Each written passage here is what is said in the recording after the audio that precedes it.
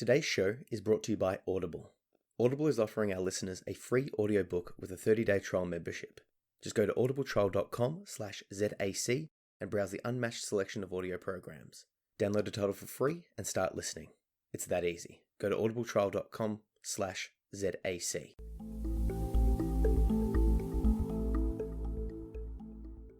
I've taught self-defense and survival techniques for years now, and beyond the physical application of fighting, learning how to defend yourself with technique, martial arts, there's a bunch of stuff that I've learned that I think everyone can apply instantly, in the sense that, by all means, if you have the capacity and the desire and the interest and the physicality and all of that sort of stuff, the money to be able to afford it, find yourself a good Brazilian Jiu-Jitsu dojo and start training.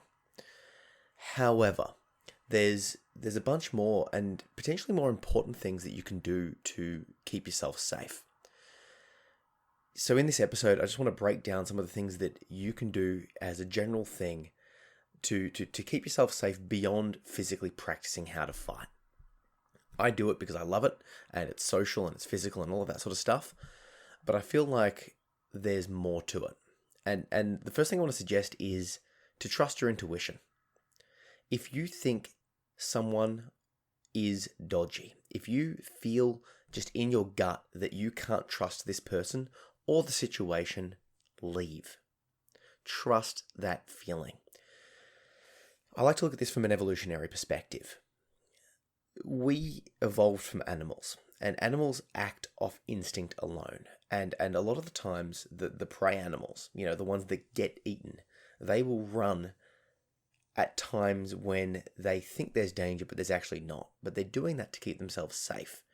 If you run away from a lion 5 times, and only one of those times is a real lion, you're still keeping yourself safe. So how does this apply itself for humans in modern society?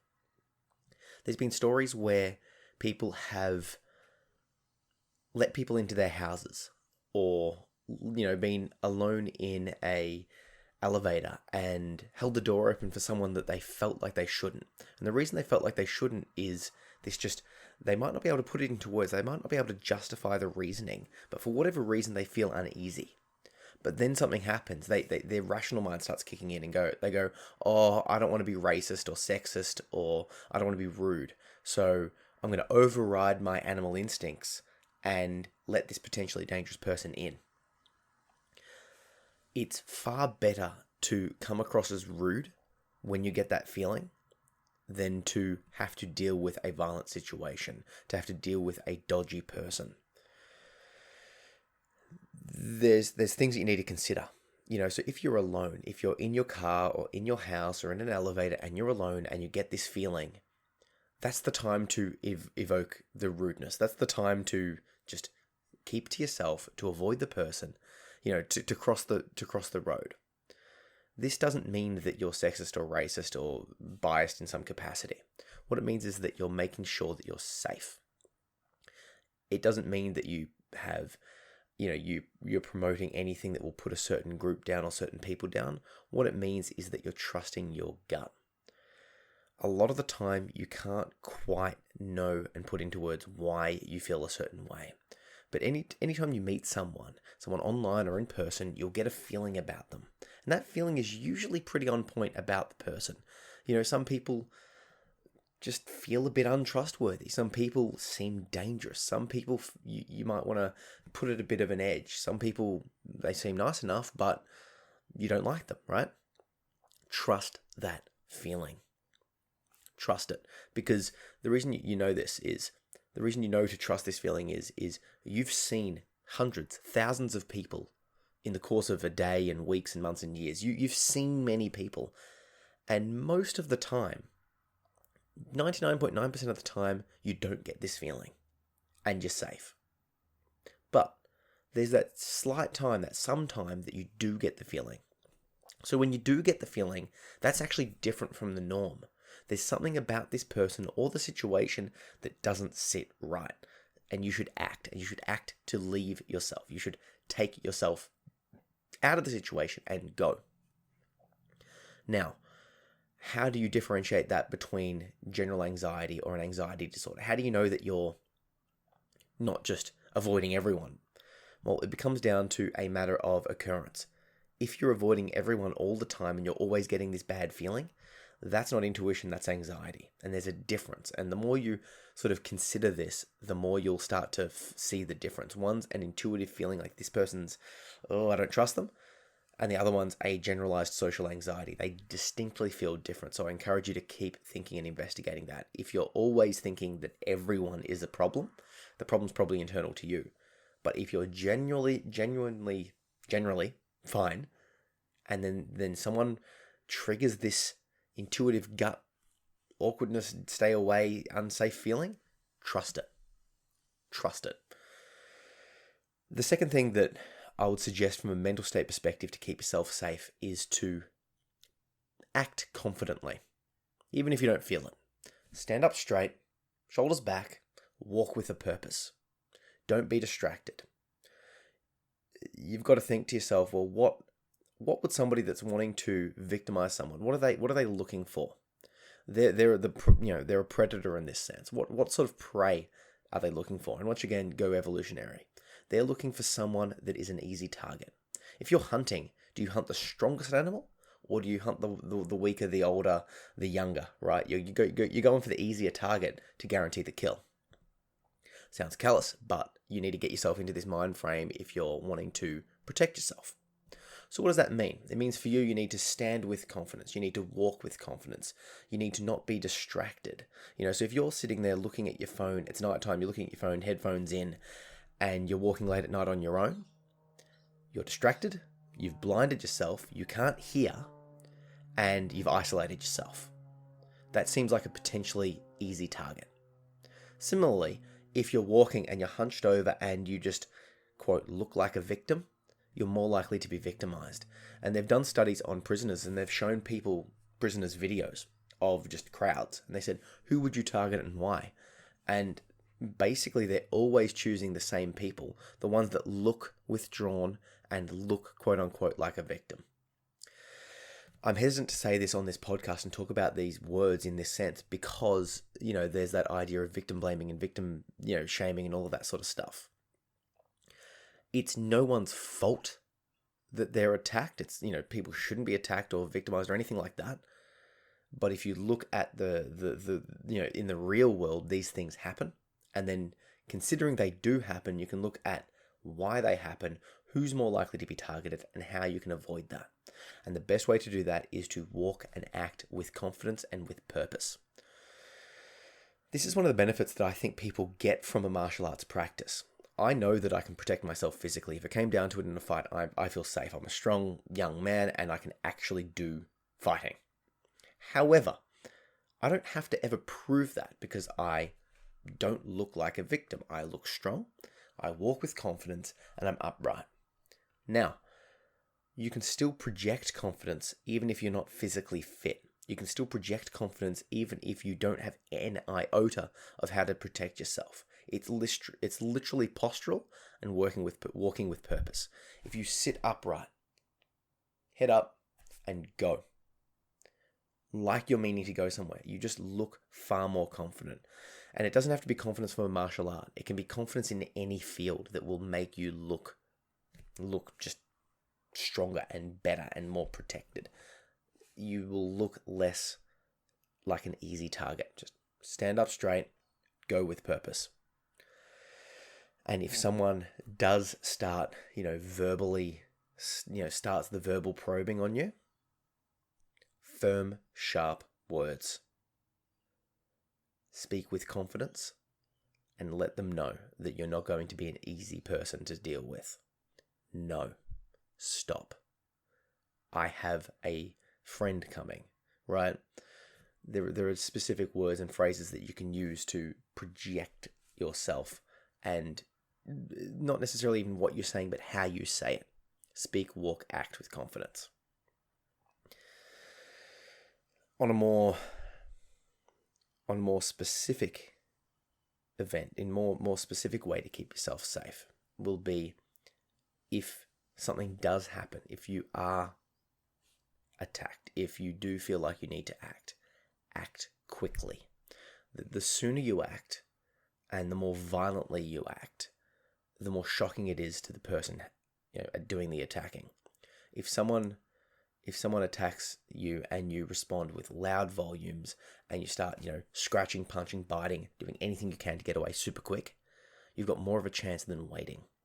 Once again, studies suggest that if you wait, if you go to a secondary location, so if you let someone take you from one place to another place, or if you wait that time frame, and if you don't fight back, worse stuff in general happens. Obviously, we are only playing on statistics here.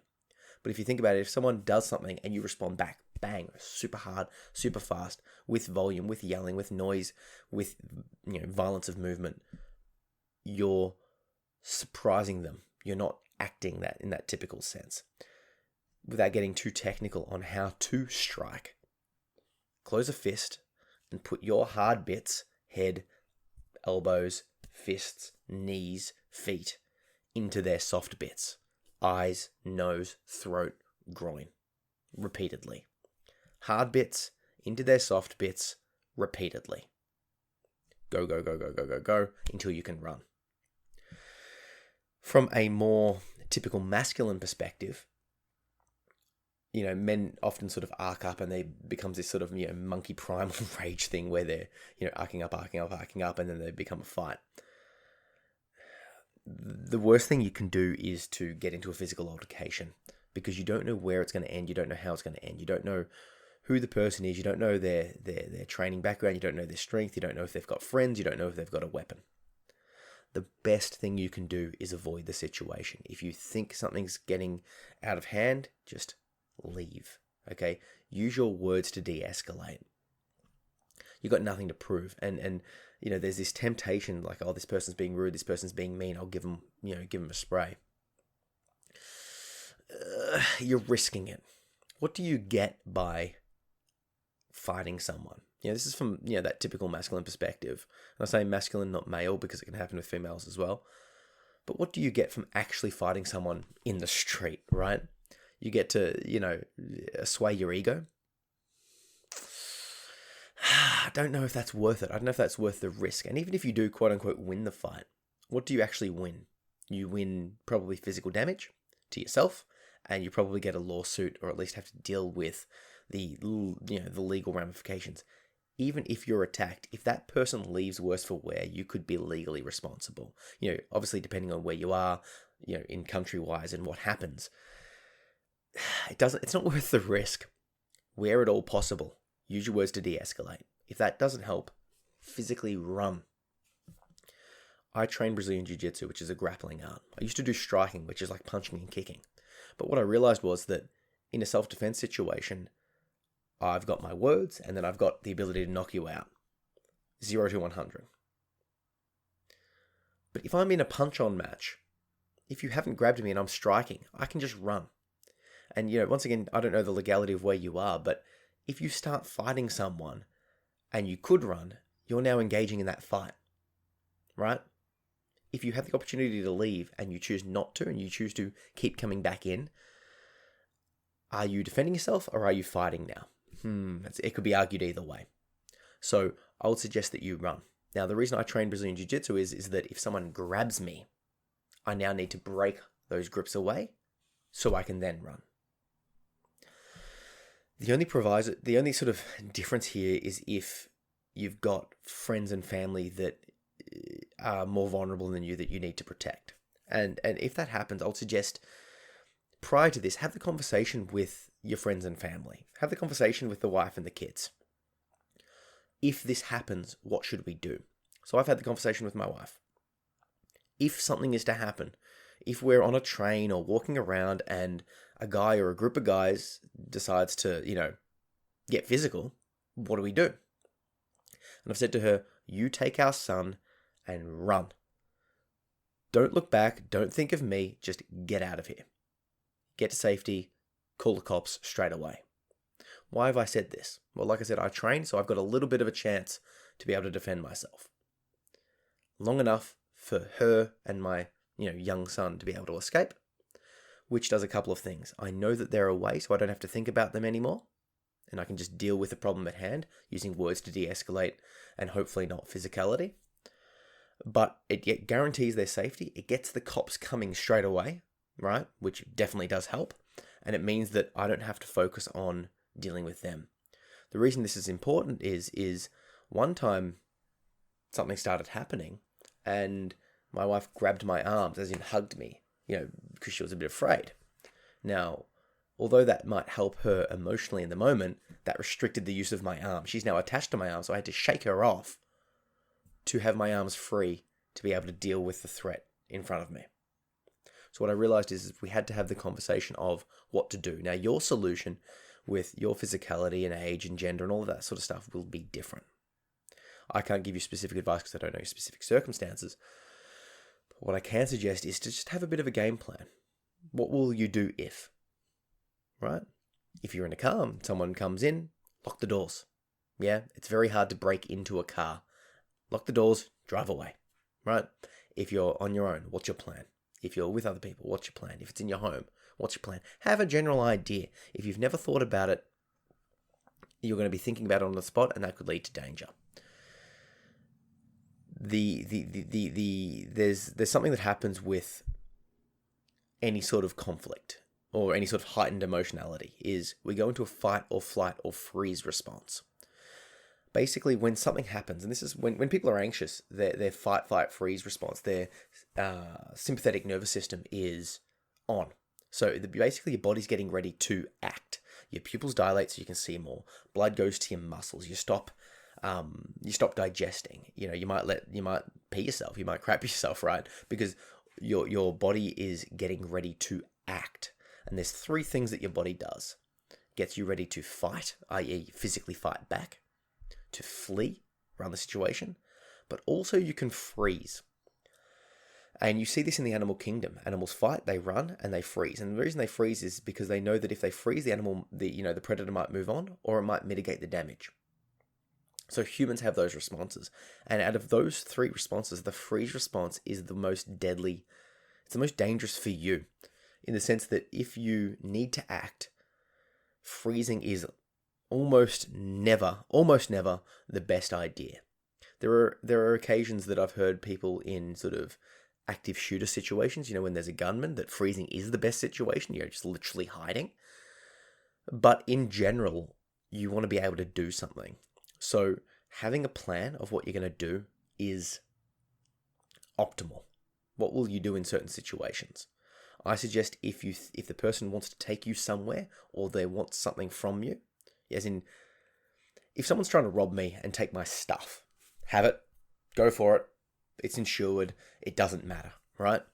However, if you want my body, if you want me, or you want my family, now we're fighting, right? I'm going to, go stupid hard, stupid quick to protect myself and to protect my family. So what I would suggest is, for me, this is what my approach is once more. If someone's robbing me for my stuff, just have the stuff. It's irrelevant. I can always get more stuff. Stuff's stuff, right? Nothing is more important than my and my family's lives to me. So if people are going for my stuff, take it. However, if they want my life, my body, my family's life, my family's body, then I will fight back, and I'll fight back quick and hard and fast. And then when I can, run. And family as well, obviously. So that's my responsiveness, but I want to try and break that freeze response. And this is where taking action on a training sense can really help. Training martial arts, particularly Brazilian Jiu-Jitsu, every day you're wrestling, you're fighting someone. And the reason it's good to do that is not only are you learning the techniques, but you're getting used to the physicality. You're getting used to someone manhandling you and responding. I'm half convinced that, technique aside, the real benefit is that you're training yourself to act under pressure. You're turning that freeze response into a fight or flight response, which is significantly better. Now, I'm sure I've sort of bamboozled you with a bunch of different stuff here. And I wanna end with one more thing, that when I'm sort of teaching self-defense and martial arts to people, the importance of looking at statistics. It's very easy, particularly if you've had a traumatic past or you've sort of looked into it, to feel like there's dangerous people out there all the time. Now, I don't know where you live once more, but the actual amount of violence and danger in the real world is quite low compared to what your anxiety will suggest it is. You can look up the stats, but there's a lot less danger than what your brain will tell you there is, particularly if you've been a victim before. So what I would suggest is a couple of things. Look up the actual stats so you get a real world view. Get yourself a therapist and talk through the traumatic events that have happened, because they'll be able to break it down and sort of share with you the reality of the situation, as opposed to the brain anxiety making up the stuff. And with that knowledge, you'll be able to go, okay, I know that this is the reality. I've talked through it myself. And then what you can do is work on avoiding situations that are legitimately dangerous. And once again, statistically speaking, where does violence happen the most? It happens with young, drunk men. Simple, right? Why? Young men have less capacity mentally, in the sense that their brains are still forming. Alcohol is a disinhibitor, and males like to fight each other. It's once again, it's primal. So the most violent behavior and the most sort of assaulting-ish behavior occurs around when young men get together and drink. So we're talking nightclubs and pubs and that night scene. Now, I'm not saying to avoid those. I'm just saying to be aware that if you're looking at the statistics, that's where we're talking. Can you still go out to those places and be safe? Sure. Pick your place. Make sure you're going with friends and that people know where you're going, and trust your intuition. If someone's approaching you in a way that you don't like, leave. Be confident and just trust that feeling. Don't feel like you have to be a nice person. You don't. You can cross the road if someone's approaching you. You can close the door on someone's face. You can lock your car doors and not open it. You can let the elevator doors close and they can catch another elevator, right? You don't need to be a nice person. You do need to keep yourself safe. With all that in mind, if you have any questions or queries or concerns about that topic of self-defense, please comment, let me know. I'm super curious to see your response to this, because I don't really talk about that sort of stuff that much on this channel, but I do think it's necessary as a way to keep yourself safe and to sort of deal with the anxiety, to have some sort of working plan. So yeah, catch up.